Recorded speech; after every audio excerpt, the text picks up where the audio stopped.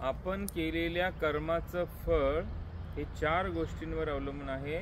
स्थळ, काळ, वेळ आणि कोणासाठी ते आपण कर्म करत आहोत त्यावर अवलंबून आहे. आता यानुसार जर एक माळ आपण घरी जपलं तर 1 पट पुण्य, तीच माळ आपण मंदिरामध्ये जपली 10 पट पुण्य, तीच माळ आपण गंगेच्या तीरावर असलेल्या मंदिरात जपली तर 100 पट पुण्य, तीच माळ आपण तीर्थक्षेत्रावर जपली तर 1000 पट पुण्य, तीच माळ तीर्थक्षेत्रावर एखाद्या मुहूर्तावर, एखाद्या चांगल्या मुहूर्तावर जर जपली तर 1,00,000 पटीचं पुण्य आपल्याला प्राप्त होईल. आणि तीच माळ जर आपण एका सिद्ध योगी सद्गुरूंच्या सानिध्यामध्ये तीर्थक्षेत्रावर एखाद्या चांगल्या मुहूर्तावर जर जपली तर कोट्यावधी पटीनं त्याचं पुण्य आपल्याला प्राप्त होतं.